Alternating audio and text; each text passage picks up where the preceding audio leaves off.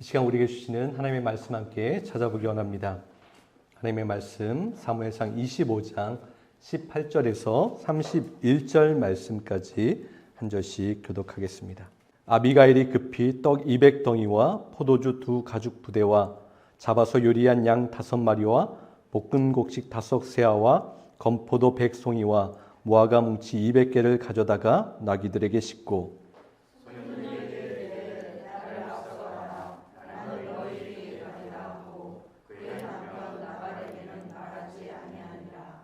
아비가일이 나귀를 타고 산 호젓한 곳을 따라 내려가더니 다윗과 그의 사람들이 자기에게로 마주 내려오는 것을 만나니라. 다윗이 이미 말하기를 내가 이 자의 수고를 광야에서 지켜 그 모든 것을 하나도 손실이 없게 한 것이 진실로 살아 그가 앞으로 나의 손을 갚는도다. 내가 그에게 속한 모든 남자 가운데 한 사람이라도 아침까지 남겨두면 하나님은 다윗에게 벌을 내리시고 또 내리시기를 원하노라 하였더라. 아비가일이 다윗을 보고 급히 나귀에서 내려 다윗 앞에 엎드려 그의 얼굴을 땅에 대니라. 그가 다윗의 발에 엎드려 이르되 내 주여 원하건대 이 죄인을 나 곧 내게로 돌리시고 여종에게 주의 귀에 말하게 하시고 이 여종의 말을 들으소서.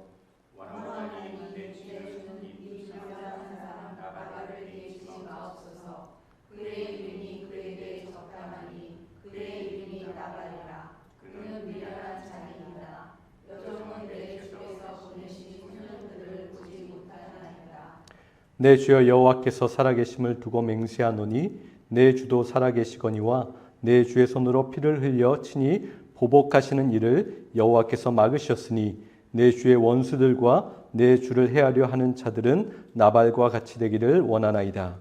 여종이 내 주께 가져온 이 예물을 내 주를 따르는 이 소년들에게 주게 하시고 주의 여종의 허물을 용서하여 주옵소서. 여호와께서 반드시 내 주를 위하여 든든한 집을 세우시리니 이는 내 주께서 여호와의 싸움을 싸우심이요 내 주의 일생에 내 주에게서 악한 일을 찾을 수 없음이니이다.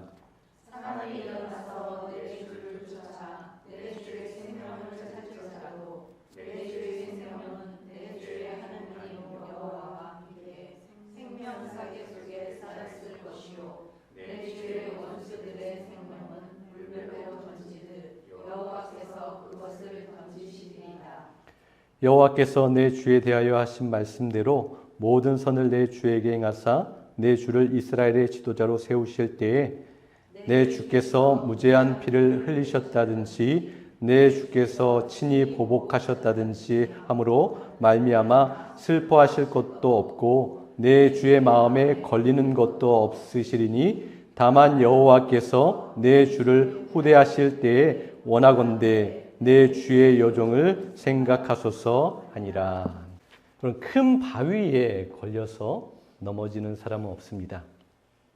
잘 보이지 않는 작은 돌뿌리에 걸려서 넘어지는 경우가 있어요.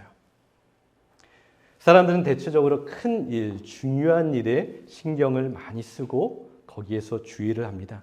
그런데 작은 일은 대수롭게 생각하지 않는 경향이 있어요. 그래서 작은 것에 실수하고 작은 일 때문에 망치는 경우가 참 많이 있습니다. 그래서 예수님께서 우리 인간의 연약함, 이러한 모습을 아시고 누가복음 16장 10절에서 이렇게 말씀하셨어요.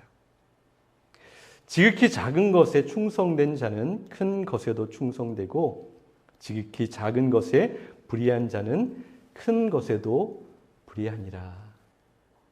여러분, 우리 기도도 그러해야 합니다.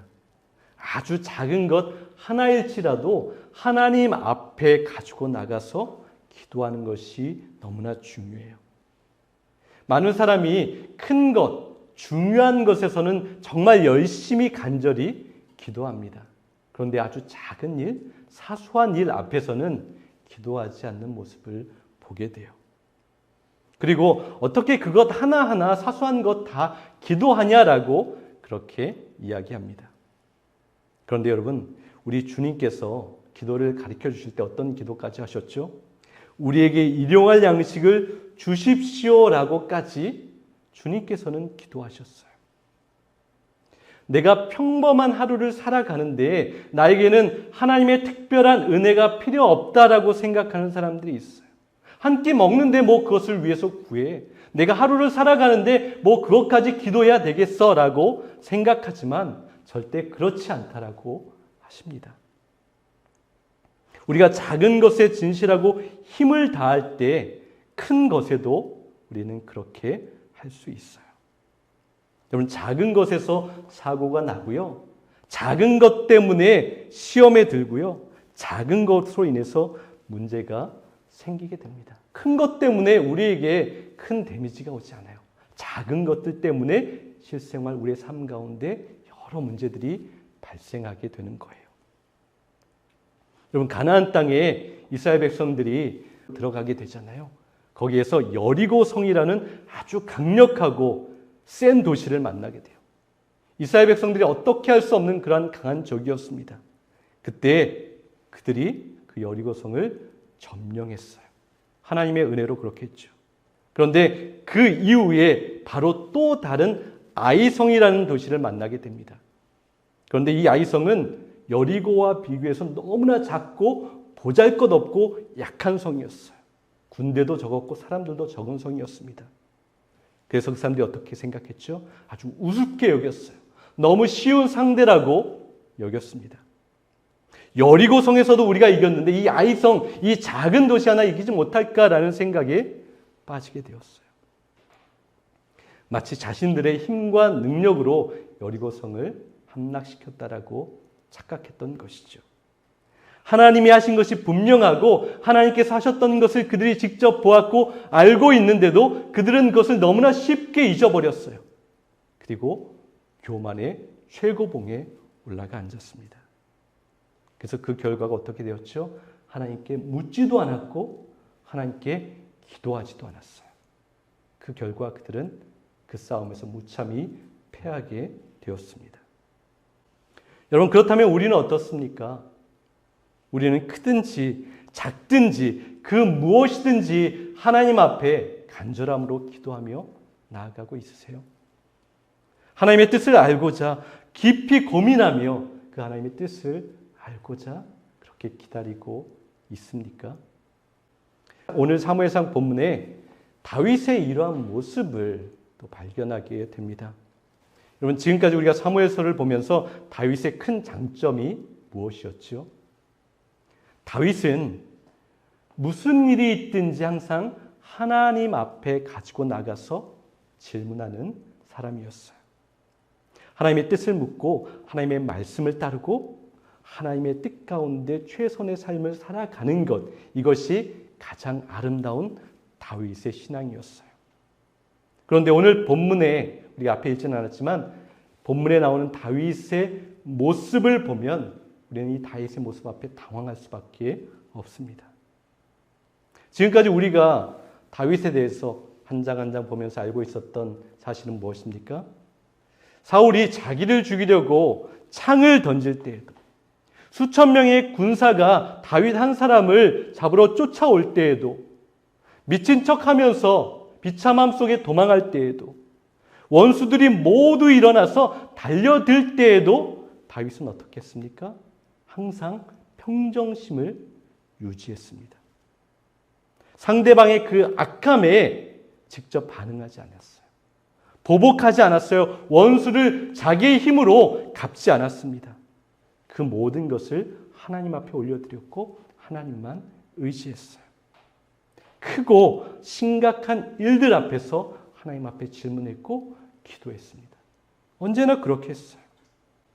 그랬던 다윗이 오늘 좀 다른 모습을 보여주고 있어요. 13절 말씀을 한번 보세요. 다윗이 자기 사람들에게 명령하였다. 모두 허리에 칼을 차거라. 그들이 저마다 칼을 차니 다윗도 허리에 자기의 칼을 찼다. 400명쯤 되는 사람들이 다윗을 따라 쳐 올라가고 200명은 남아서 물건을 지켰다. 21절과 22절도 한번 보세요. 다윗은 단단히 벼르고 있었다. 내가 저 광야에서 그에게 속한 것은 무엇이든지 지켜주어 그의 모든 재산 가운데서 아무것도 잃어버리지 않도록 하였으나 그것은 모두 헛일이었다.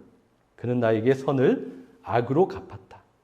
내가 내일 아침까지 그에게 속한 모든 사람들을 모조리 죽이지 않고 한 사람이라도 남겨둔다면 하나님이 나를 저주하시기 원한다.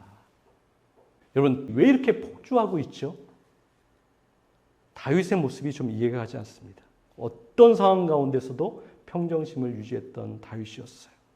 그런데 지금은 어쩔 줄 모르고 지금 박차고 달려나가서 누구라도 죽이겠다고 뛰어나가고 있어요. 다윗이 이렇게 성급한 사람이 아니잖아요.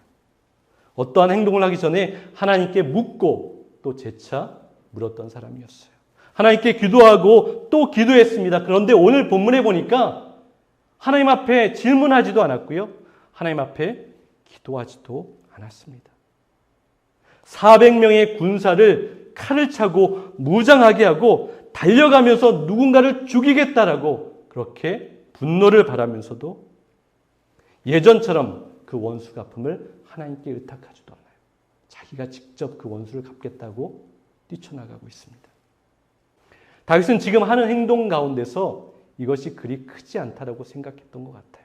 행동하는 이 모습 가운데 보이지 않는 작은 돌뿌리에 걸려 넘어가는 것 같은 모습을 보게 됩니다.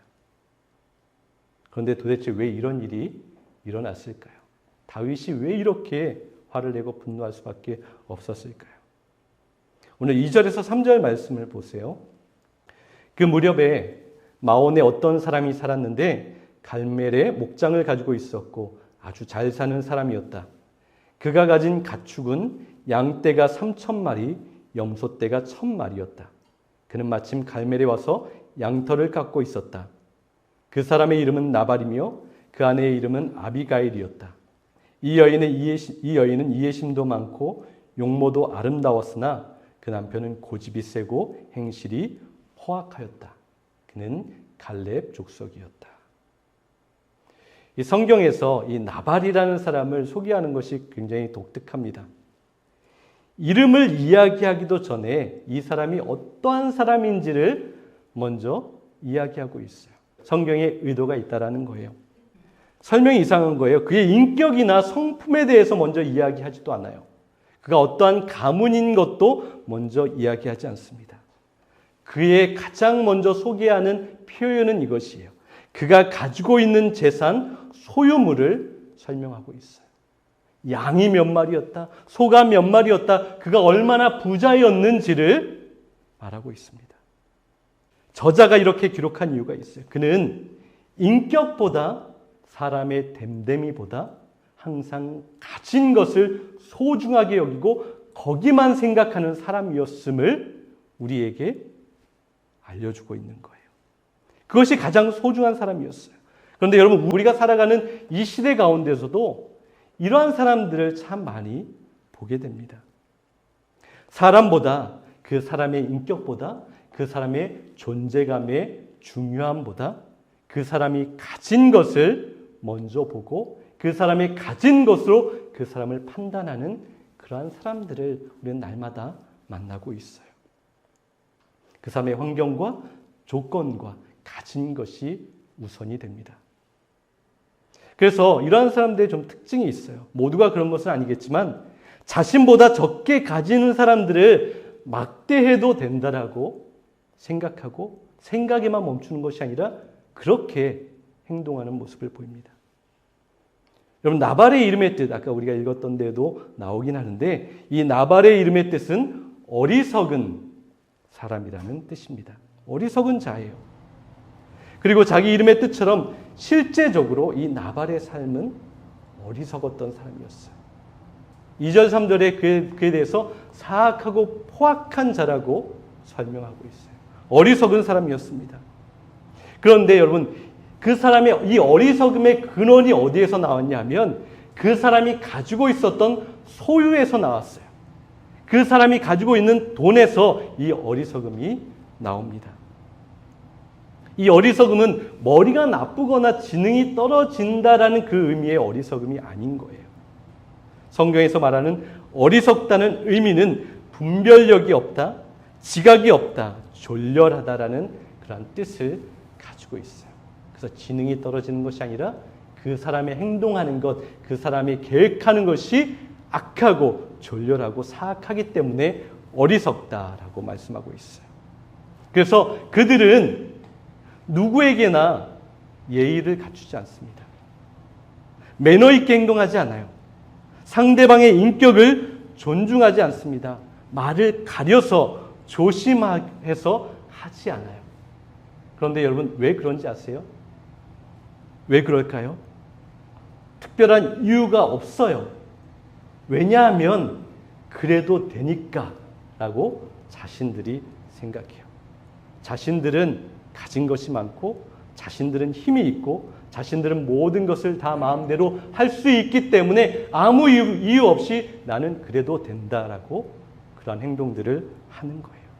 나는 부자고 나는 힘이 있고 내 한마디에 밥줄을 끊을 수도 있고 살릴 수도 있으니까 다른 사람의 마음을 헤아릴 필요가 없어요. 막대합니다. 포악하고 자신밖에 모르는 극단적인 이기심 속에 그들이 살아가요. 바로 이 나발의 삶의 모습이 그러했습니다.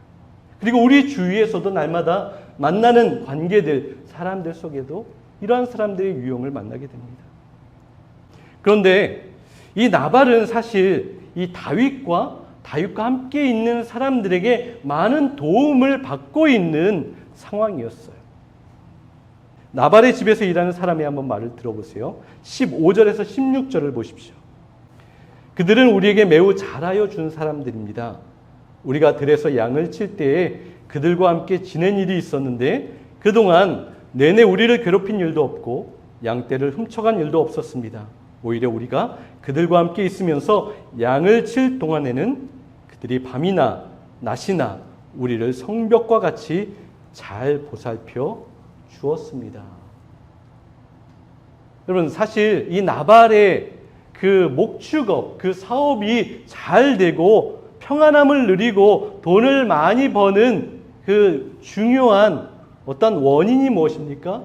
다윗과 함께하는 사람들이 그 사람들 것을 빼앗거나 하는 것도 아니고 그 사람들을 잘 돌봐주고 그 사람들을 지켜주었기 때문에 성벽처럼 안전하게 지켜주었기 때문에 이 나발과 그 가정이 아주 평안하고 많은 것을 얻게 되었던 거예요. 그리고 오늘 25장에 보면 이 나발이라는 사람이 양털을 깎는 시기가 돌아와서 양의 털을 깎고 있었습니다.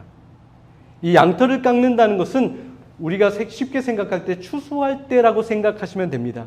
마을의 잔치인 거예요. 돈이 많이 돕니다. 그래서 많은 음식도 준비하고 술도 준비하고 맛있는 것들을 준비해서 일하는 사람들에게 실컷 먹게 하고 마을 사람들에게 그것을 함께 나누고 또한 자신에게 도움을 주었던 사람들에게 당연히 그것을 나누는 것이 아름다운 전통이었어요. 그때 다윗이 이 나발의 집에서 이 양털을 깎는다는 소식을 다윗이 들었던 거예요. 다윗과 공동체는 피해서 모여 있었던 사람들이었잖아요. 도망치는 상황이었고 어려운 상황이었어요. 그래서 먹고 사는 것, 음식에 대한 문제가 항상 따라왔을 것입니다. 그런 어려움이 있었어요. 그때 나발이 양털을 깎고 있다는 이야기를 들었고 10명의 소년을 보냈다라고 기억합니다. 그들에게 음식을 좀 받아오라고 또한 정중하게 그 사람들에게 인사 메시지를 보내서 함께 가게 했습니다. 그들이 지금까지 나발을 도왔던 것을 보면 그들이 정당하게 자신들의 것을 요구할 수도 있는 상황이었어요. 그리고 본문의 의미를 보면 과하게 요청한 것도 아니었어요. 10명의 젊은 사람, 소년들을 보내서 그냥 그들이 손에 들을 수 있는 정도의 음식을 요구한 것 뿐이었습니다. 그런데 이 다윗의 겸손하고 정중한 표현을 한번 보십시오. 6절에서 8절 말씀을 보세요. 너희는 그에게 이렇게 나의 말을 전하여라. 만수무강을 빕니다. 어른도 평안하시고 집안이 모두 평안하시기를 빕니다. 어른의 모든 소유도 번창하기를 빕니다. 지금 일꾼들을 데리고 양털을 깎고 계시다는 소식을 들었습니다. 어른의 목자들이 우리와 함께 있었는데 우리는 그들을 괴롭힌 일도 없으며 그들이 갈멜에 있는 동안에 양 한 마리도 잃어버린 것이 없었습니다. 일꾼들에게 물어보시면 그들이 사실대로 대답할 것입니다. 그리고 우리들이 잔치를 벌이는 좋은 날에 어른을 찾아왔으니 제가 보낸 젊은이들을 너그럽게 보시고 부디 어른의 종들이나 다름이 없는 저의 부하들과 아들이나 다름이 없는 이 다윗을 생각하셔서 먹거리를 좀 들려 보내주십시오. 이 표현 한번 보십시오. 얼마나 정중하고 얼마나 겸손한지 몰라요. 그런 이러한 표현을 들었다면 너무나 기분도 좋고 마음이 뭉클해져서 정말 음식들을 바리바리 싸서 더 많은 사람들에게 들려보내도 부족할 것 같잖아요. 정말 그 이야기만 들어도 기분이 좋고 나를 이렇게 좋게 보고 나를 축복하고 우리 가정을 이렇게 축복하는 사람에게 정말 아낌없이 주고 싶을 것 같은데 그런데 나발은 어떻게 반응하고 있습니까? 10절과 11절 말씀을 보세요. 우리 한번 같이 읽어볼까요? 나발이 다윗의 사원들에게 대답하여 이르되 다윗은 누구며 이새의 아들은 누구냐? 요즘에 각기 주인에게서 억지로 떠나는 종이 많도다. 내가 어찌 내 떡과 물과 내 양털 깎는 자를 위하여 잡은 고기를 가져다가 어디서 왔는지도 알지 못하는 자들에게 주겠느냐 한지라. 이 표현을 이 공동번역에는 좀 더 맛깔나게 표현한 것 같아요. 제가 한번 읽어볼 테니까 한번 들어보십시오. 나발은 이렇게 대꾸하는 것이었다. 도대체 다윗이 누구냐? 이새의 아들이란 자가 누구냐? 요즘은 주인에게서 뛰쳐나온 종놈들이 저마다 우두머리가 되는 세상이거든. 내가 어찌 털을 깎느라고 수고하는 내 일꾼들에게 주려고 마련한 떡과 술과 고기를 어디서 굴러왔는지도 모르는 놈들에게 주랴 라고 이 나발이 그렇게 대답을 하는 거예요. 그리고 그 젊은이들이 찾아왔을 때도 밖에서 엄청 기다리게 하고 면박을 주고 그렇게 힘들게 하고 나와서 하는 말이 지금 이러한 말을 하고 있는 거예요. 나발은 참 어리석었어요. 그냥 그래도 되니까 그렇게 행동하는 사람이었어요. 이 표현 자체만 들어도 어떠십니까? 기분이 나쁘고 피가 거꾸로 솟을 것 같은 그런 감정을 분명히 느낄 수 있어요. 이 표현 자체만 들어도 놓고 보아도 너무나 힘든데 그런데 원문 의미에 그 안에 담겨있는 그 의미는 다윗을 더 견딜 수 없게 만들었어요. 주인에게서 뛰쳐나온 종들, 종놈이라는 그런 표현이 있잖아요. 거기에 담겨있는 의미가 있습니다. 원어의 의미를 보면 거기는 깨트린다, 망가뜨린다, 파괴한다라는 의미를 담고 있어요. 그래서 이 의미를 이야기하는 거예요. 종놈들이 그렇게 한다는 거예요. 종놈들이 집에서 도망쳐서 그것 때문에 망쳐놓았고 파괴시켰고 큰 손해를 입혀서 많은 사람들이 손해를 경험하고 있는데 그 사람들이 누구냐? 나처럼 주인, 나처럼 많이 가진 사람들이 지금 손해를 보냈는데 너희 놈들처럼 뛰쳐나가고 도망쳐서 모든 것을 망쳐놓았다라고 그렇게 이야기하는 거예요. 그리고 거기서 멈추는 것이 아니라 다윗에게까지 이것을 돌리고 있는 거예요. 이 의미는 무엇이냐면 다윗 너도 종 같은 놈인데 주제도 모르고 사울에게서 도망쳐서 이 나라를 엉망진창으로 만들고 있고 너는 어디서 굴러먹지도 못하는 사람들의 우두머리가 되어 있지 않느냐라고 그렇게 말을 하고 있는 거예요. 그런데 다윗이 더 견딜 수 없었던 것은 이 원어의 의미가 그 히브리 사람들에게 들을 때는 더 견딜 수 없는 그런 것을 담고 있었어요. 그 나발이 표현했던 그 단어가 다윗의 조상들의 이름이 있잖아요. 이새, 오벳, 베레스라는 그러한 조상들이 있어요. 아버지, 할아버지 그 위에 조상들이 있는데 그 조상들의 이름에 어근을 포함하고 있는 거예요. 이새 아들이 무엇이냐라는 그 표현 가운데 너의 조상들은 무엇이냐 아무것도 아닌데 다윗만 욕보이는 것이 아니라 그 아버지와 조상들까지 욕보는 표현을 나발이 하고 있는 거예요. 그 소리를 듣고 다윗은 심히 모멸감을 느꼈던 것이죠. 브레이크가 고장난 기차처럼 폭주합니다. 다윗이 한순간에 400명의 함께한 사람들에게 칼을 차고 달려나갈 수밖에 없었던 그 상황이 된 거예요. 이들을 이끌고 쳐올라갑니다. 단 한순간도 고민하거나 멈추지 않았어요.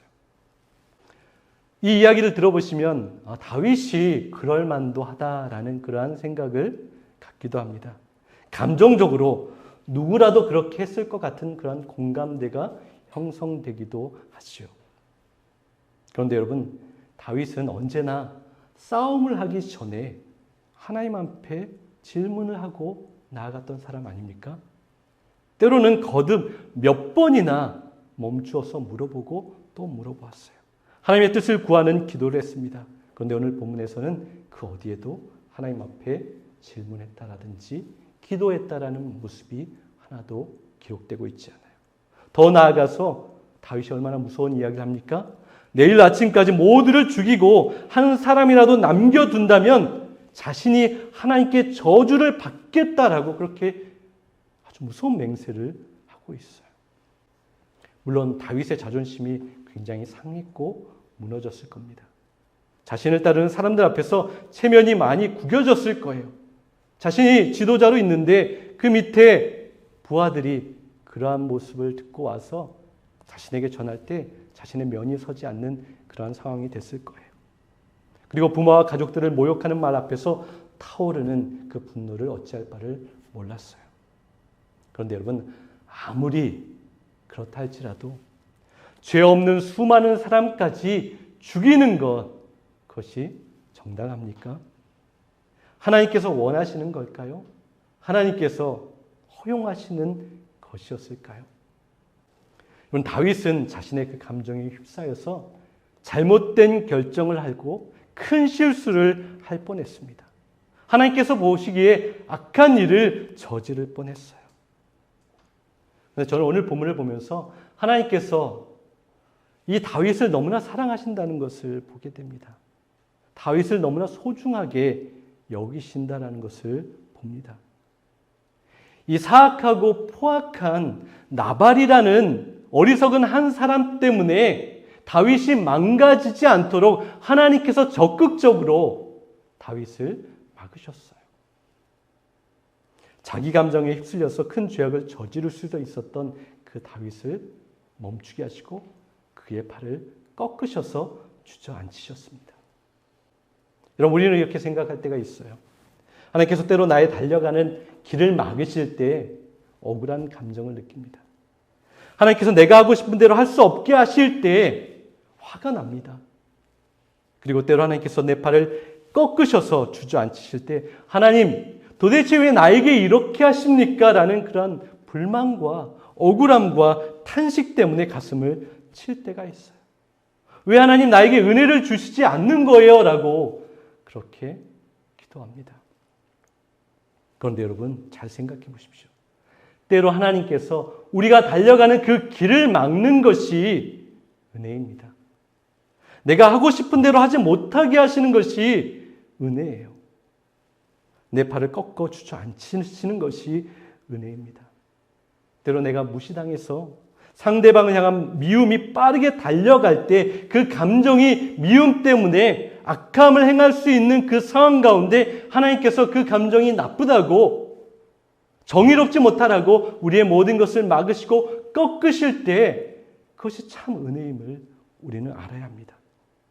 마음속으로 수없이 저주하고 그 상대를 향해 분노를 바라는 것을 꺾으시고 막으시는 것, 하나님께서 우리를 사랑하시고 우리를 소중히 여기시고 우리가 다치지 않게 하시기 위해서 그렇게 하십니다.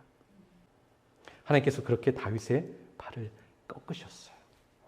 그런데 하나님께서는 좀 부드럽게 다윗의 팔을 꺾으십니다. 하나님께서 직접 다윗에게 나타나셔서 호통치지 않으셨어요. 왜 너는 아직도 그 모양이냐라고 꾸짖지 않으셨어요. 네 믿음도 네 인격도 아직 그거밖에 안 돼? 라고 책망하거나 깎아내리지 않으셨습니다. 대신에 하나님께서 아비가일이라는 아주 지혜로운 사람을 보내셔서 다윗의 길을 막으시고 그의 팔을 꺾으십니다. 그를 멈춰 세우세요. 이 아비가일, 나발의 부인이었죠. 처음에 표현할 때도 굉장히 지혜로운 여인이었다라고 말합니다. 하나님께서 주신 지혜가 있는 여인이었어요. 그 여인의 말과 행동을 한번 보세요. 23절에서 31절에 보면 아주 긴 그녀의 말이 기록되어 있어요. 구약 성경에 보면 여성이 한 말 중에 가장 긴 말이 기록되어 있어요. 그런데 그 말 한마디 한마디가 얼마나 지혜로운지 몰라요. 생명을 살리는 고백이 담겨 있습니다. 다윗이 받았던 그 상처와 그 억울함을 싸매고 어루만져 줍니다. 마음의 응어리를 풀어주고 분노를 녹여주고 있어요. 하나님을 잠시 잊었던 다윗을 하나님을 바라보게 하고 하나님의 은혜를 찾고 다시 한번 정신을 차리게 하는 그런 살리는 말을 하고 있습니다. 한번 잘 들어보세요.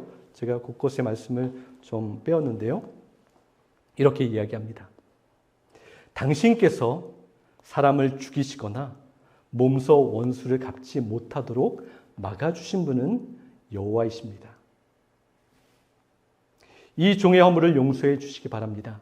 당신은 언제나 여호와의 전쟁만을 하셨으니 여호와께서 틀림없이 당신의 집안을 영구히 세워주시고 당신께서 사시는 동안 평생토록 아무런 재난도 일어나지 않도록 도와주실 것입니다.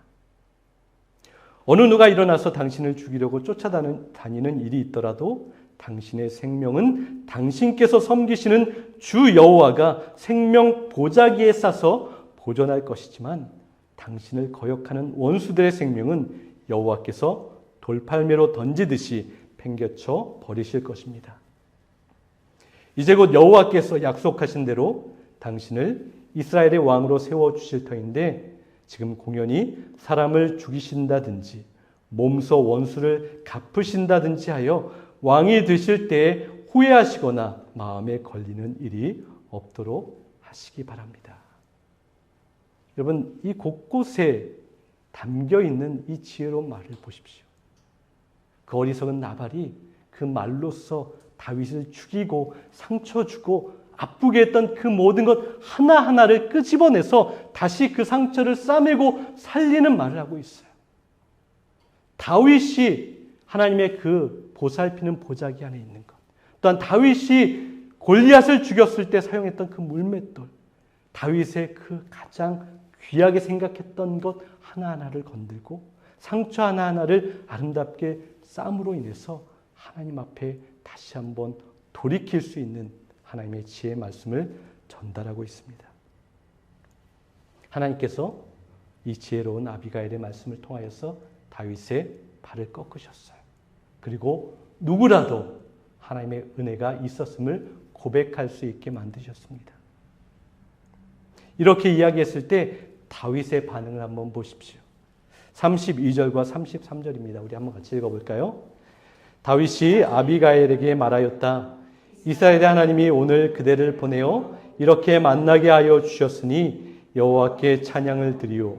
내가 오늘 사람을 죽이거나 나의 손으로 직접 원수를 갚지 않도록 그대가 나를 지켜주었으니 슬기롭게 권면하여 준 그대에게도 감사하오. 하나님이 그대에게 복을 베풀어 주시기를 바라오. 다윗은 이 아비가일의 말을 듣고 정신이 번쩍 들었어요. 하나님의 사랑의 음성을 들었습니다. 강렬하면서도 부드럽게 자신의 팔을 꺾어주시는 하나님의 은혜를 경험했어요. 더 나아가지 않게 하심에 대한 은혜를 고백합니다. 자신이 사람들을 죽일 뻔했어요.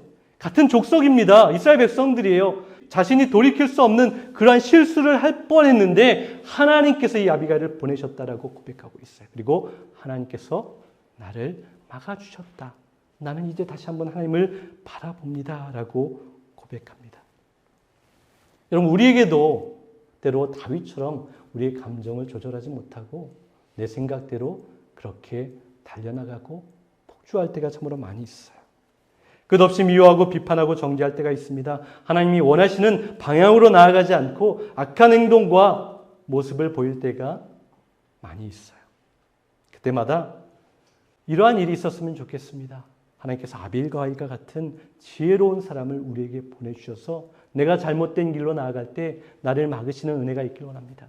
나의 팔을 꺾으시는 하나님의 은혜가 우리에게 있기를 원합니다. 내가 하나님의 마음과 하나님의 뜻을 무시하고 하나님을 다 잊어버리고 내가 그렇게 달려가고 잘못된 방향으로 나아갈 때 하나님께서 보내신 그 아비과일과 같은 지혜로운 사람이 나의 모든 잘못된 것을 막고 꺾는 은혜가 우리에게 있기를 소망합니다.